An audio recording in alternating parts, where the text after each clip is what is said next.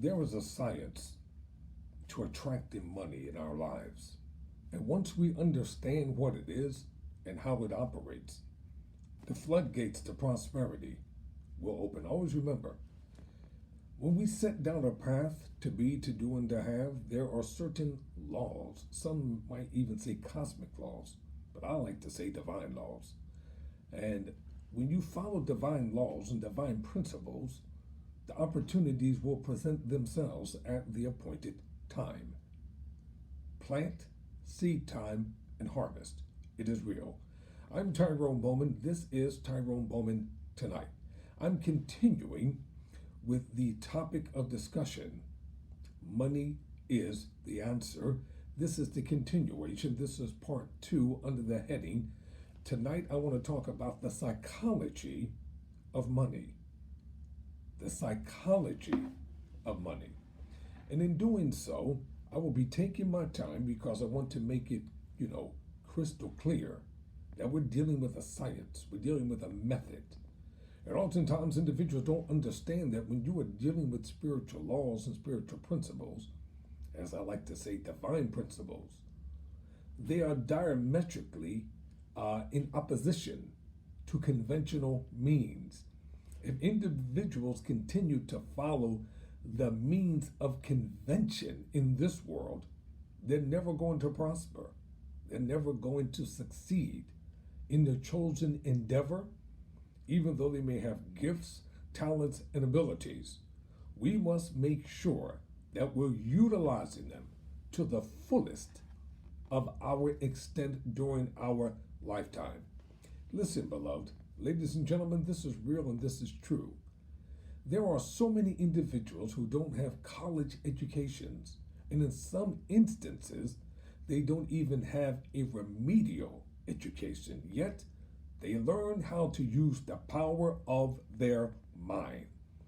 And some have gone on to become discoverers, inventors, entrepreneurs, and you would be surprised how many people have left what they call a notable profession and followed the pursuit of their dreams and of their visions.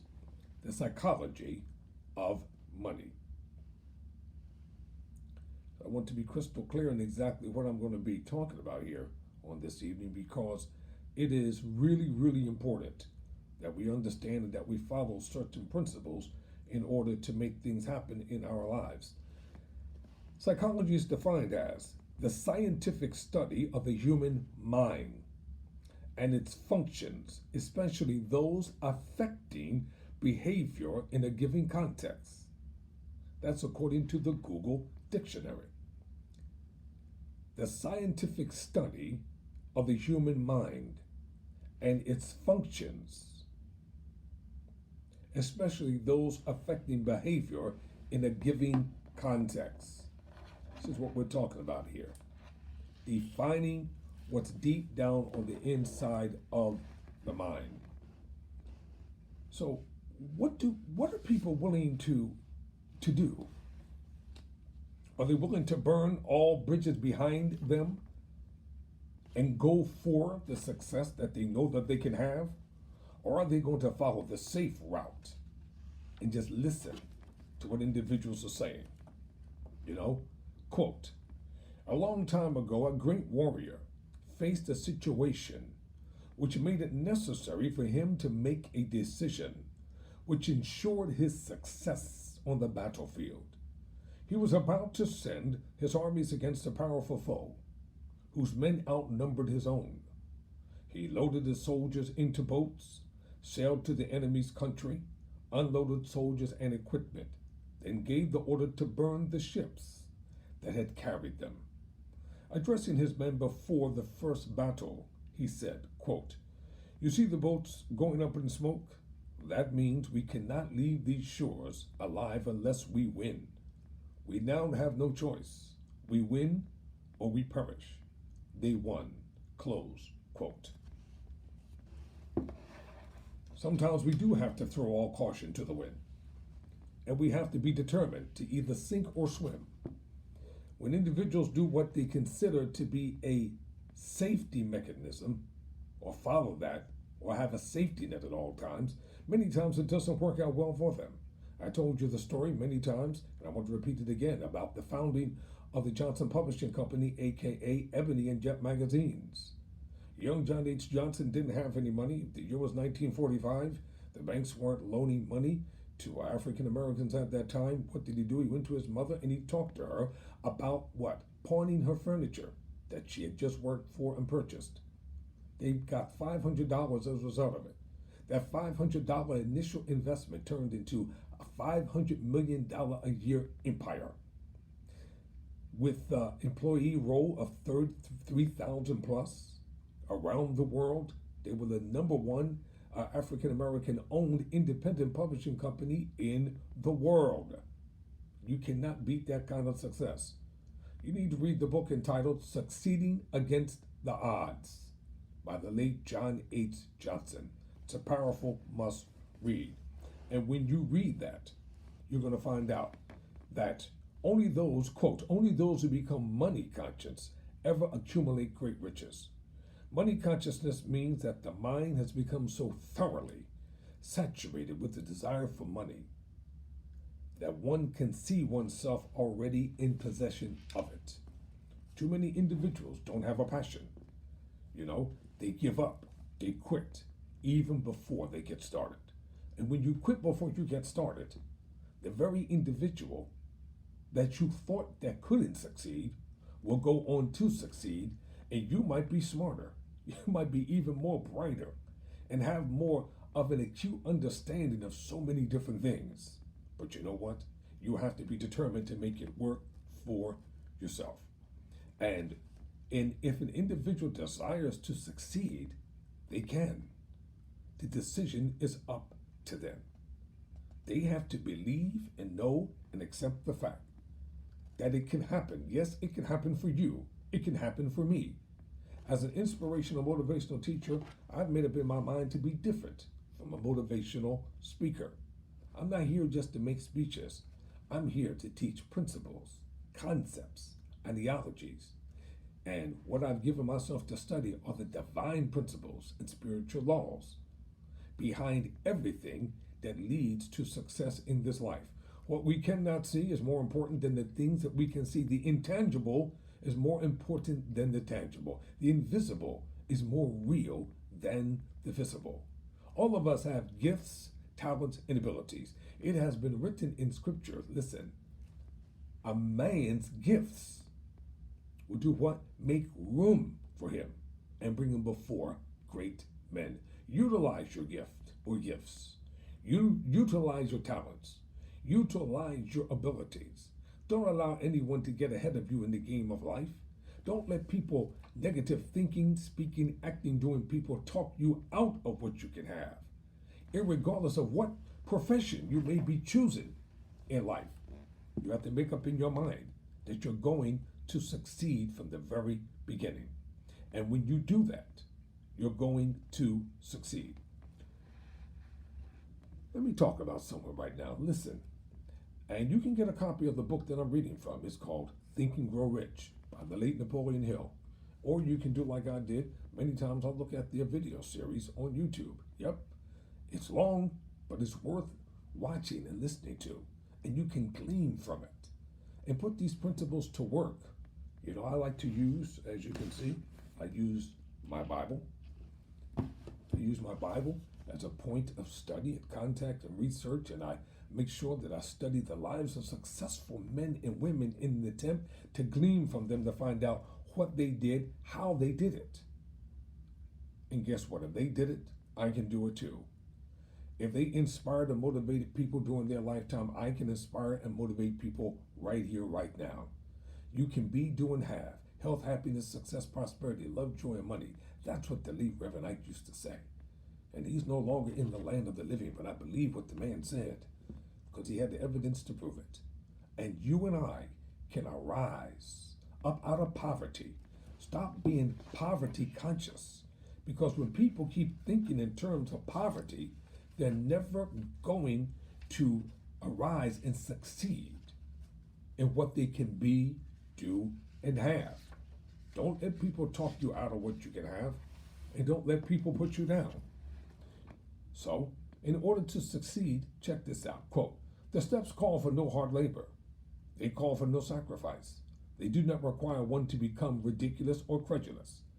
To apply them calls for no great amount of education, but the successful application of principles does call for sufficient imagination to enable one to see and to understand the accumulation of money cannot be left to chance, good luck, or good fortune. Let me just say this to you. If you have a nonprofit organization, you have to raise money. If you are a spiritual leader in a noble profession as a spiritual leader, pastor, teacher, etc., you still have to raise money in order to get things done. And in this life, as I said in the last lesson, in this life, money is the answer, according to Ecclesiastes, the 10th chapter and the 19th verse. And what do you mean by that, Tyrone? In the earth realm, in the material world, money is the answer to be able to get things accomplished. If that wasn't so, why do people have nonprofit fundraisers? Because they're not raising money for themselves. They're raising money for the goal. They're raising money for the cause. You will see it from the Salvation Army to the Red Cross. And so many notable people are doing great works and great things. And they realize it takes money to be able to do these wonderful things. The late Danny Thomas found a hospital for children where they could come and receive total medicine and health care without cost or out obligation. It takes a lot of money. The late Jerry Lewis, every year during the Labor Day, it was the Labor Day Telethon, they call it, the Muscular Dystrophy Telethon. He raised hundreds of millions of dollars to help those who have been afflicted by this dreaded disease. So don't despise the wealthy. Don't despise the rich, because many good-hearted, minded, wealthy, and rich people, they have done some great works. They will continue to do some. Make up in your mind, purpose in your heart, that you are going to arise to the occasion and you're going to receive what is possible for you with the gifts, talent, and abilities that you have. Quote, you may as well know also that every great leader from the dawn of civilization down to the present was a dreamer. Christianity is the greatest potential power in the world today because of its founder was an intense dreamer who had the vision and the imagination to see realities in their mental and spiritual forms before they had been, transmuted into physical form. If you do not see great riches in your imagination, you will never see them in your bank account. Close quote. To entrepreneurs, you ever watch the series entitled The Men Who Built America? That's a must-see. That's a powerful series. The Men Who Built America. I watch it all the time. That's why I'm always reading, always studying. And let me tell you something. Don't use the color of your skin as an excuse for failure. Your mind is neither black nor white. Your mind is a brain. Your mind is powerful. Learn to understand the psychology of money and how it is derived. It all begins in your mind. That's where it starts at. And if you have been somebody who's always making apologies, you don't have to apologize for failing. Failure permits no alibis, quote unquote. Quote, every failure brings with it the seed of an equivalent success, close quote. Believe that. Accept it. Work with it. Move in it. Get that money feeling. Feel it in your soul. Feel it in your spirit. Start just accepting the fact that you were born to win. You were born to succeed. You were born to prosper. You were born to have financial success in every area of your life. And don't be afraid to go above and beyond. Because when you start going above and beyond, great doors of opportunity are going to open for you. And that's why I admire spiritual leaders from all walks of life, because they are going above and beyond the call of duty. They're doing what it takes in order to be able to help people live a fulfilling and rewarding life from the inside out. You can transform. You can change. You can grow. You can prosper. Many wonderful and great things could happen. You know, oftentimes when I've been studying and I just study and read and research and study and then ponder and think over these things. And I ask myself this question: why is it that so many of us give up even before we get started? We can't wish our way into financial independence. We can't wish our way into success. We're going to have to use our mind power. Your mind power is great. Quote, our only limitations are those we set up in our own minds. If you limit your mind to what people say, to what people do, and to what they think, you are going to give up. And the psychology of money will continue. Until next time, never surrender, never quit.